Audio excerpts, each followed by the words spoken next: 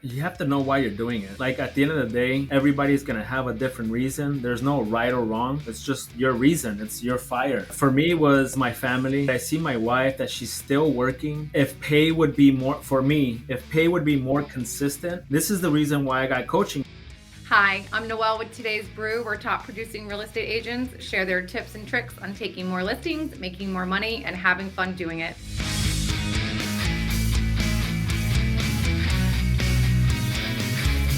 On today's episode, we welcome Elvis from California. Elvis, how are you? No, greetings. Good morning, good afternoon, good evening to everyone.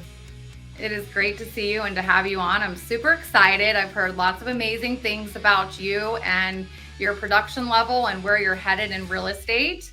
So thank you for taking the time to come on today from your prospecting schedule. Thank you. Yeah, it's an honor to be here. To be honest with you, I've been with Espresso Agent for quite some time, and to actually get an invite, I was like, wow, okay, I like this. Well, we're happy to have you on. We're very excited. Let's go ahead and learn a little bit about yourself. Well, my wife and I have always been kind of like in the entrepreneurial spirit, right? Having businesses and all that. And so together, maybe at the age of 2022 is when we really started together, doing something, right? We used to sell women's accessories and perfumes and women's blouses and all that.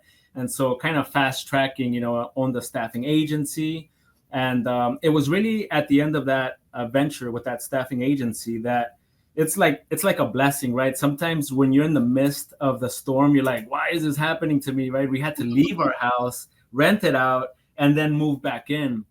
But Oh, it was off of that experience that I had a mentor from the staffing agency tell me, like, and I was an owner, and I was doing warehousing staffing, and I wanted mhm. to get into office placements like accounting, HR, receptionist, and I jumped into that field. It didn't work out for me, to be honest with you. I didn't know anything about sales because before I had a business partner. Okay. Together we got new accounts in the warehousing space, but it wasn't until I tried doing it on my own that it really like hit me, that I didn't have the sales experience. So my mentor at the end of that journey in 2014, he told me, like, you when you do a business venture, do it when the odds are in your favor. He goes, I understand you're in sports. You were playing basketball. Now you're trying to get into soccer. It's a Mhm. sport, but it's not the same rules to winning. He goes, so get the odds in your favor, go get some sales experience, and then come back. So from the middle of 2014 up to 2016, more or less, is kind of when I was in the middle of trying to figure out how do I get sales, and Mhm. mentally having to move my family out of my house and have someone else rent it. That was hard for me. As being a provider, being the leader of the household, that was very difficult for me. So it took me a couple years to kind of like bounce back. But Mhm. that's kind of when I got into real estate, and that was a blessing, in all reality, and getting into the real estate space. And that's a whole nother topic on how I chose the company that I chose and how I got into real estate. That's a whole Mhm. nother we can spend, a Episode. couple A for whole sure. nother episode. So what you're saying is selling women's perfume is not the same as selling homes, Mm-mm. right? But it was a So you, it was a beginning, right? yeah. So you had to up your skill level, I'm assuming. And how did you do that? Um, you know, I really didn't have a plan. I Mhm. knew that I was in the right real estate company back then.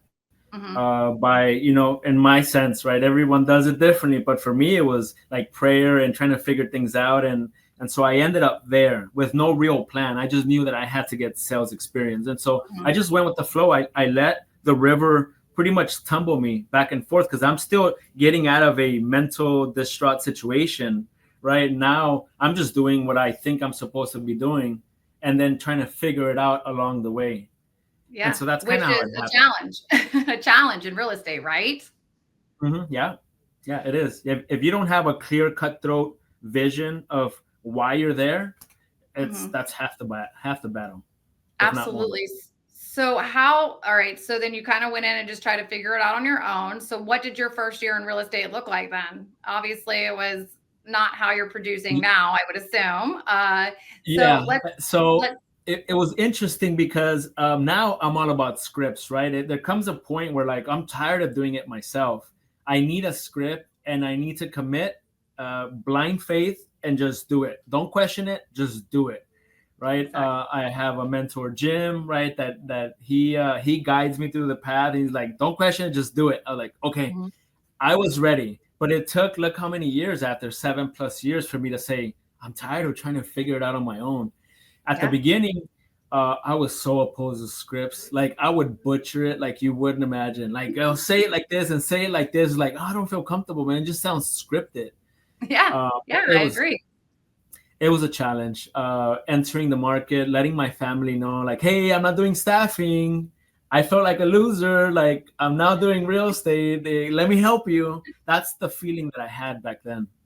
Yeah, well, definitely not a loser, but I'm sure that there are many agents out there, myself included, that were hesitant and reluctant to do the scripts, like you said, when you first receive them and you're reading them through, you're thinking, I'm not going to ask these questions. People aren't going to answer these questions. It's prying. And then you realize, no, you go to a couple coaching events and you see the proof in the pudding and you see that it works. And, for lack of better terms, what I was told by a big, huge broker sitting next to me at one of my first events is you got to drink the Kool-Aid. You just got to do it.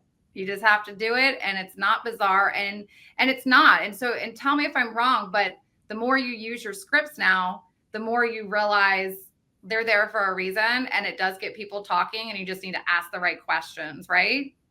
Yeah, yeah, absolutely. I think there's a psychology behind it that I don't. It's like a car. We know that it runs because it does this, this, and it has all the components. They're there for a reason. Someone has created the path before us.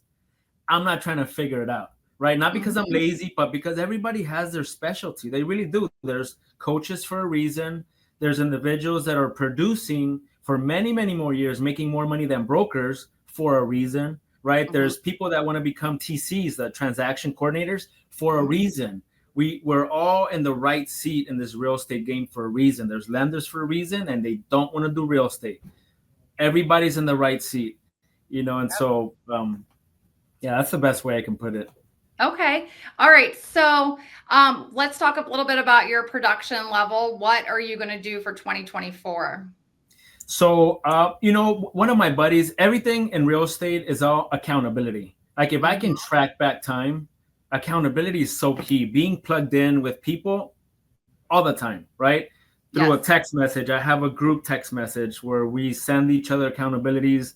We have accumulative days of how many days we've been prospecting as we said we did. No breaks, Mm-hmm. nothing. I said I was going to prospect Monday through Friday, and that's 5 days. Monday, next week is day 6, and we keep on accumulating up until day 70, 80, 90, whatever. And then we do a whole new 3-month goal again. So accountability is going to be huge. And I have another buddy that's accountability for me writing my goals every day. He gets a separate text message, right? I join the Zoom meetings with Espresso, right? Every single Monday and Wednesday. This is when we're having them now. I'm accountable to the people that are there. They don't see me there. Hey, Elvis, where are you at? And in the process of me writing my goals down every single day, it for about 2 months, I was just writing them down, right? 4 listings before the end of December or whatever my goals were at the time, right? I was writing them. It dawned on me. I was like, I'm making more phone calls. I'm not getting the results I want. Something's not clicking, but it was because I was writing my goals down. I was accountable to someone for that vision. Mm-hmm. And so I decided to hire a Mm-hmm. coach that's going to help me in real estate in the business realm. And so my goals for next year are really to just dive in, like head on. Whatever the coach says, I'm going to do it. He tells me to call my sphere, I'm going to call my sphere. Whatever they tell me, I'm going to make a difference. Whatever I did this year, I'm going to double it next year. It Yes. can't be any other way. No, no, I can't. So when you're calling your sphere, how are you engaging with them? What are you saying? So it depends, right? I would imagine that in other seasons it would be a little bit different. But in this particular case, I even have it written down up here, right? My spear objections is, hey, happy holidays.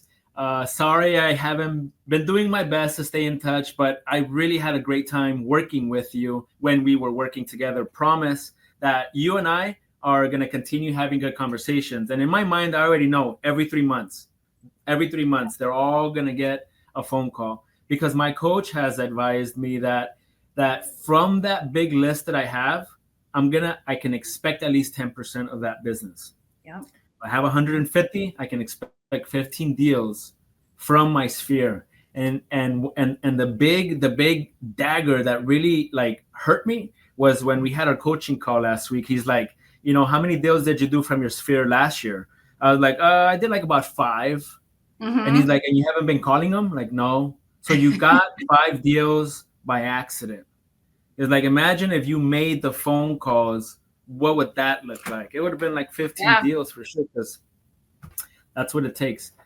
So that's pretty much the conversation, just setting it up. Happy holidays. Do you know anybody that's looking to buy or sell at the end? You do your small talk with them, because I haven't been connected with them for a long time. How's the family? How's work?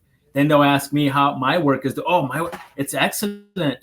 The interest rates might be a little high, but hey, we're expecting for a lot of movement next year. You guys thinking about buying or selling, or what's your situation? And then, we get into that talk, right? Yeah. Make it a Yeah. point to bring real estate into the conversation.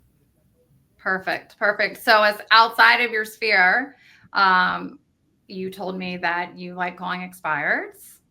So Expires, yeah. So my thing, the farm that I have, or my market, right? It ranges about 15 miles either way. 15 miles is what I call. I know okay. that right now it requires a whole lot more calling, because a lot of the individuals are in the mindset of next year. I want to sell next year. So that's a big objection that we're getting nowadays. I also know, because of the market that we're in, right? All 2024, you have to make more phone calls in order to get the same production that we were getting last year. And so I expanded my market, and might even expand a little bit more. But yeah, expireds is really a big deal for me. Okay. All right. So when you talk about prospecting, how many hours a day are you putting in and how many people are you talking to? Minimum 3 hours. I know we're supposed to have a contact goal, but this is kind of where I'm at in life right now, right? I came from dialing 1 hour, 30 minutes, very inconsistent with my calling. But as of August of this year, I've been really gun ho about it, and I'm being held accountable to do minimum of 3 hours. And so the days can vary, but on average, we're seeing about 6, 7, 8 contacts an hour on Okay. average. Okay. Good. Good. That's great. So from August, when you started holding yourself accountable and having your system in place, how many listings or listing appointments have you gotten? How did your business grow from prior to August to when you really implemented this plan? So here's the kicker for me, right? And we all go through different phases, but for me, I focus so hard on expireds Mhm. that I disowned everything else. Geo leads, cold calling, my sphere, absentee owners, probates. I disowned everything, because I was just so like, no, I'm gonna figure it out. I'm gonna figure it out. And these last couple months, August, September, October, it really hurt my business. I wasn't getting any appointments like the way that Wow. I wanted to see them, which for my goal right now is at least 1.5 appointments, which is what me and my coach have figured out. For my A week. goals, 15 listings next year, or 15 deals for my sphere, and 9 listings. Those 9 listings, we estimated 18 appointments minimum, which translates to 1.5 appointment per month. Is not bad for next year, right? Oh, no, But not at all. 1.5 a month. Okay. I thought you were saying a week. Okay. yeah, Okay. yeah, these are goals that I created for myself. And so Yeah. we look back at what I did from August, September, October. The appointments were not 1.5, and I was Okay. starting to get like, wait, what is going on? For one, I failed because I just called expireds, and even old expireds, right? Mhm. I did not diversify, but it's okay though. It's something that I learned. I had Mhm. to go through it. And so the minute I started changing things around, things started changing differently. I'm Mhm. doing 2, 3 appointments per week. And since then, since I started changing it in November, I've been able to close one listing, like a $1.2 million listing. The minute I started Yay. changing it, I started calling my old clients, people that I spoke to in the past that I did CMAs for, right? That I had listing appointments in Mhm. the past where I didn't get it. I started calling them as well, and I was able to work with an investor that let me sell one of his properties. Oh, perfect. And an investor, that's what everybody wants. You want an investor because they are constantly seeking out the next deal, and that'll keep your business flowing for a very Yeah, long time if you nurture them. And so, for sure. I guess what's important for agents to take from what you just said is that you can't neglect your sources by focusing on one source because there's so much more out there for you. So, are you doing like 30 minutes at a time of expireds and then FISBOs and then maybe your sphere, or how are you handling You know that? what? It's honestly until the job gets done type of thing, right? Because I still have about 200 expireds that I have to go through now. The way I do it, the way I've been told by my mentor was, and not my coach. This is a mentor, right? Jim. Jim is the one that guides us through the Zoom meetings. When you join Espresso Agent, that you have those Zoom meetings that we join, right? What is it? Lunch? Launch? Yeah, the Zoom meetings, and it's on Mondays and on Wednesdays when he holds them, and he has a system where new expireds, you're gonna make 10 attempts to try to get a hold of them. The minute you get a hold of them, they're gonna get put on a different folder. Either it's the wrong number, or if it's the seller, you're gonna put them in a month folder. Right now we're in December. We're gonna put them in the December folder because they've been identified as a seller, and so they're gonna get another follow up call. But that's really what my seat that those 200 contacts could take me approximately 2, 3 hours to get through. And so I'm Wow. on the phone. I don't get onto my next list until that has been cleared. And so Okay. once I get my expireds cleared, then I go to the next one, old expireds, May and November expireds, 3 month and 9 month old expireds. And then Oh, that's when wow. I'm starting to bring in my sphere, right? I'm doing just 10 for right now, 10 a day. I'm calling 10 of my spheres so that I can get through all 150 in the month of December. Good, good. Sounds like you've got an excellent plan laid out for yourself. Let's talk a little bit about mindset. You mentioned briefly earlier that, you went through some things and it kind of, affected your mindset a little bit. Now that you've moved past that and you're in a position that you are and you have the skills and you have your mentor and your coaching program in place, have you learned some new tools to help with mindset when you have any things that comes up with your family or maybe just some bad phone calls not working out well for the day? How are you staying on track?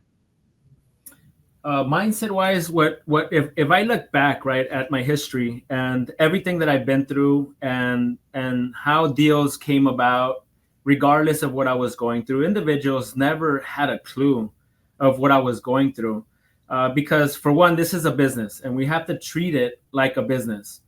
And the minute that we get a phone call that they want to sell or they have questions, your energy levels have to be up. So it's almost like those movies, right?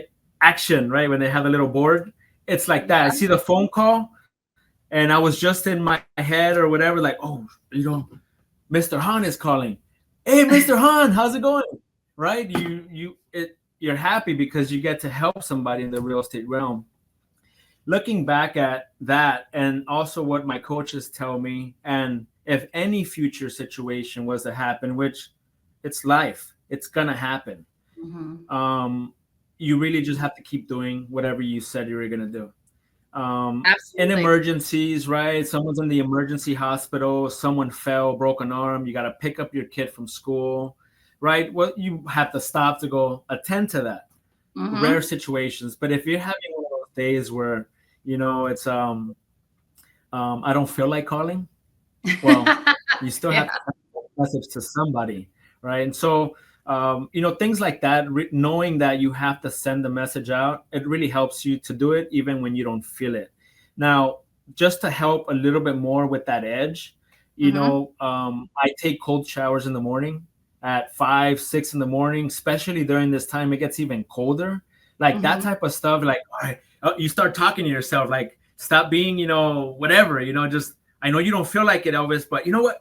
And right in the middle of my self-talk, like, I just jump in and just shower, right? Let that water hit me. Or when you're Yeah. at the gym and you're doing exercises, and I see myself, like, oh my God, I'm tired. Like, I want to stop. No, no, go 10 more, 10 more. Like, you tell yourself to go 10 Mm-hmm. more. And so Mm-hmm. you kind of build your mental resilience. And Yeah, you got to be your biggest fan, right? absolutely, the minute you stop doing those little things for mental resilience, the minute you stop, it's so hard to get back on. Same thing with the phone calls. The minute you stop, it's very hard to get back and build that momentum again. Oh, 100%. So, let's touch on that a little bit further. You get on the phone for a minimum of 3 hours. If you don't hit what your goal is for the day, you'll get back on in the afternoon, I'm sure. Yeah. Um, so for agents that get distracted easily, and tell people how they can avoid that, like, not getting on the internet or ignoring friends' phone calls or invitations to lunch or even a coffee with a lender, because we always have people reaching out wanting our business too. How do you handle that? Uh, yeah, I'm probably the worst to give advice on that. It's a learning process for me. I've tried so many different things, and it's always going to be a challenge. Mm-hmm. For some, it's a whole lot easier. I have a buddy of mine that we get on a Zoom meeting, on a Zoom call, right? And everybody's prospecting. You see everybody prospecting, and the minute that I see them or they see me, like, hey, Elvis, it's been like 5 minutes. Where are you? That's something that helps. I've also done where, like, you meditate in the middle of the day, just take time away from yourself and just relax, Mm-hmm. get your mind cleared up. That seems to help for me.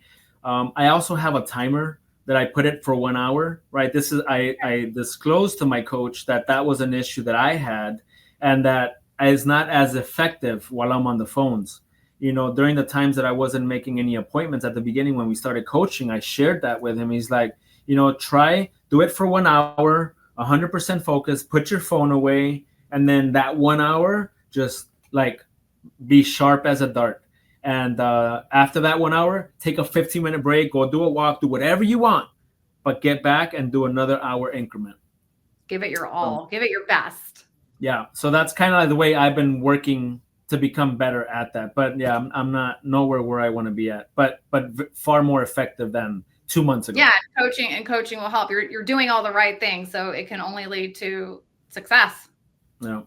And not giving up. Definitely not giving up. So for newer agents or agents that have gotten a little frustrated, but what would be one key piece of advice for them? You have to know why you're doing it. Like, at the end of the day, everybody's gonna have a different reason. There's no right or wrong. It's just your reason. It's your fire. For me, was my family, right? I see my wife, that she's still working. If pay would be more for me, if pay would be more consistent, this is the reason why I got coaching. You have to know, like, what is the issue that I'm having, so that we Mm-hmm. can get the right people to come in and help us. Maybe I have really good sales skills, but maybe I need somebody to help me with mental resilience. I need to hire a coach that's going to push me and hold me accountable, right? So once we know what our goal is and we know what the gap is, that's Mm-hmm. how we can figure somebody that can really help us. And for me, what kept me going is, like, knowing that my wife is still working, right? And I want her to have time not to worry about that. My goals are to pay the home off. And so that's really what drives me, right? To have a fabulous Christmas. What is it going to take for me to do the things that I want to see in my life? And Mm-hmm. if I can get it done in 2-3 years, that would be like another big blessing in my life. Absolutely. Yes, I'm sure for your entire family. Absolutely. Well, Yeah. Elvis, tell everyone how we can reach out to you and send you referrals. Yeah, that'd be super awesome. Listen, at the end of the day, we're here to provide. I know a lot of people are like, oh, go for the appointment. Go. Like, at the end of the day, people have to get to know you and trust you before they give you any business, right? Yep. And as agents, if you have anybody that's looking to buy or sell in the LA area, it could be LA County, Orange County, Riverside County, San Bernardino County, right? This is like my local market. It's all drivable for me, 30, 45 minutes. I could be reached at 562-479-3761. And just glad to just have a conversation with you, figure out what's the need, and see if I can help out. If it's real estate related, I'm sure I can help out, but let's talk. You're the man. You're the man for the LA area. So thank you so much for coming on today, Elvis. We appreciate you so much, and best of luck for 2025's goals. Let's go. Let's get it. All energy. Let's do it. Thank you so much.